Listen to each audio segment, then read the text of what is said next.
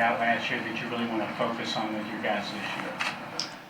Yeah, when you look back and you self-scout yourself and you look what you need to do better, obviously third down defense, and there were some specifically towards the back end of the season, third and long situations, especially extra long, was an area that historically, if you look, we've been really good. And we were not anywhere close to the standard that we need to be at, and it cost us, and when you give up third downs, you extend drives, and extended drives leads to points. It leads to less opportunities for the offense. So obviously that's going to be a primary focus again. The year before in 22 was sort of our best year ever in third down defense, and there's a correlation to how well we played as a defense. So we need to get back there. Brad, nose tackle. There's some cross training going on now that Josiah's out for the year. How do you feel about that group collectively that they'll be able to replace that loss? Yeah, no, you know what? Obviously, when you lose a player, some other guys have to step up. That's the reality of sport. That's the reality, and we've dealt with it every year here at some position or another. I feel really good. If it was going to happen at a position, that's probably the one to happen at, because I think the experience that we have up there, defensive line wise, the quality of players that we have allows us to overcome that, and we've got a bunch of guys that can play multiple spots across the front. And I think that's going to be good for us too, defensively, in terms of being able to be multiple. So, like anything else, do you want it to happen? No. But is there a silver lining in there as well? I believe so. Coach, you guys lost some guys in that linebacker room, but gained some pretty good ones as well. Can you talk about the leadership that Pop's bringing with his experience and just the linebacker room in general? Yeah, when you talk about the linebacker room and you talk about experience and leadership, I think you've got to, specifically if you're talking inside linebacker, the first person you go to is De'Eric. And as long as De'Eric's been here and he understands our system, and he's been really good for Pop, in terms of being able to, essentially translate our defense, help him grow within. Because every time you change, systems, like you have to get adjusted, and what you don't want, is a really good player that is playing slow because he's thinking. We've got to get to the point where all the guys on defense that are playing, they sort of do it unconsciously, so they can play fast and they can just play ball like they know how. So, to have De'Eric there, obviously Pop's shown what he can do in this league and in college football in general. So excited to see that. Excited to see a guy like David Rayner continue his progression. I thought he got better each and every game throughout the year, and was playing at a really good level for us last year. I think he's got more command of the system this year. You've got a guy like Alex Safari that can play inside now as well, and outside. So, he knows how to play sort of in that field apex, but he also has a lot of skill set that fits that inside backer position. So I feel good about that room. I feel good that we've got, solid old guys with a lot of reps in college football, and then you've got some young talent that the future's bright in that room, that are going to be able to learn from those guys. Fast, long, athletic guys, and so which will also help on special teams.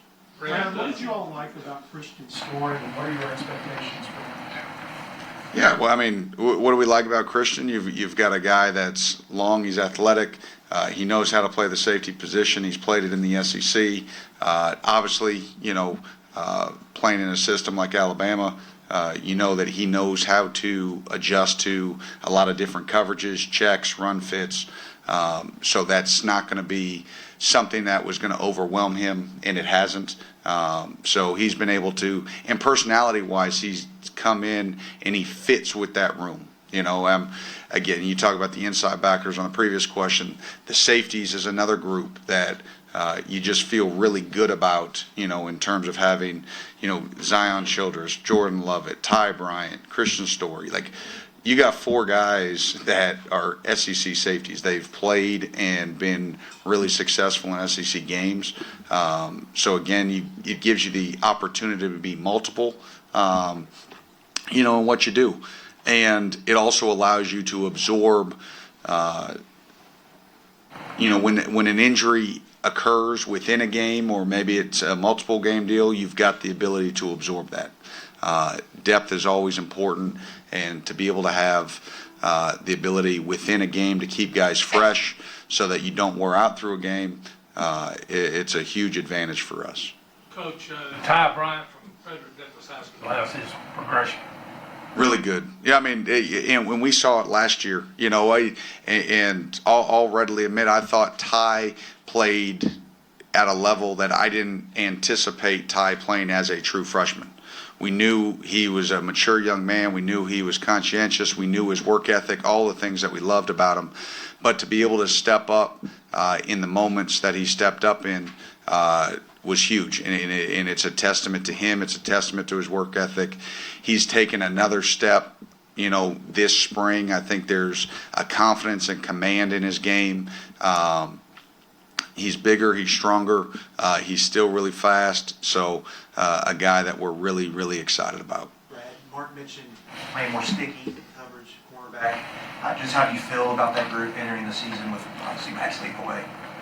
Yeah, you know what? I mean, obviously, there are things that we have to do to continue to improve on defense, continue to adapt, sort of in the changing environment, and, being able to play some man-to-man, be able to get sticky, on those outside edges.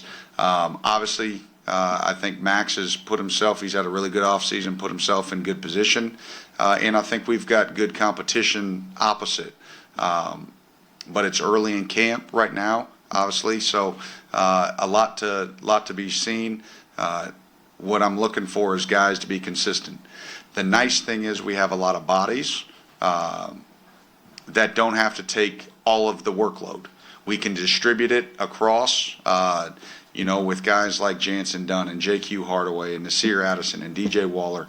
Like, you just think, and then you throw in true freshmen in there that have done really some good things throughout summer and the first 2 days of practice. So it's going to be a really, really good competitive room, and really excited to kind of see how it all shakes out, because that's the one position I don't know. There were times last year, the secondary. Doing their job, right? But the front, not getting enough pressure on the quarterback. The sacks numbers were low at times. So with the unit, that's going to be probably as good as anyone in the SEC in pass coverage. How important is it knowing if you get more pressure on the quarterback, it could certainly bring your defense to another level? Yeah, we talk about it since I've been here. They all tie together, right? And it's fine. There were times last year that we would get sort of plenty of pressure. We would miss a sack. The South Carolina game jumps to mind, and we had 2 opportunities on the very first drive to get off the field on third down. One, we lost leverage in coverage, something that we shouldn't have done. It should have been off the field. We were walking into a sack, and then 2, we had a missed sack, which then led to a big third down conversion. So there were breakdowns on all sides last year at times, and that's why it's so important that they work together. Obviously, really excited about the front that we returned, because like anything else, I think people, interceptions, turnovers, sacks, a lot of times they come in bunches. It's just not always super consistent. But if you, from a purely statistics, and that is what it is, like, this was the defensive line, and what they did last year was the second most sacks since I've been here, only behind the Josh Allen year, and it was the most tackles for loss that we had since I've been here. So, like, they were disruptive up front. Obviously, when we return all those guys this year, you need to keep that production going up front, and then you mix in, being able to play sticky, stickier in coverage at times, being able to make some plays, on the back end, and then when you have a chance to be at the quarterback, you've got to be able to finish, you know. You've got two kids in there, Silver and Walker, could play, can't they? Yeah, we've got Silver, we've got Walker, we've got Oxendine, we've got Ripka. Like, I think, obviously, I think everybody in this room understands the impact that Dion has on a football game.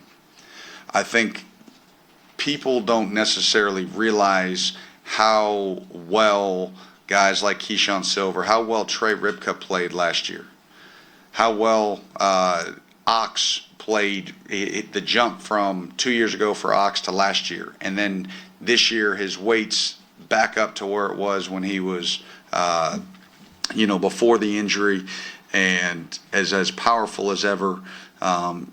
You have Khalil Saunders who makes plays, big plays for us, and he's big and athletic. And I mean, this is as good of a cumulative front, as we've had. And then you throw in young guys, and you throw in a guy like, Gerard Smith in there, and Kendrick Gilbert coming back off of injury, from last year, where he was sort of, one, he was a freshman, two, coming off a shoulder. He's stronger. He's already, made some flashes in some of these early practices. So you've got depth there. You can roll those guys. You can keep them fresh. So yeah, that's exciting. And then obviously, the position we haven't talked about is that, that outside linebacker position, and, to be able to return JJ, who, there are times that he can just dominate a game and he can take over. He understands that this is the year that he needs to do that consistently. It can't just be 1 or 2 games. We need that consistent force presence from him, and then we'll see, who can rush opposite him. Hey, folks, we've got to cut it off, get to our next All right, go White.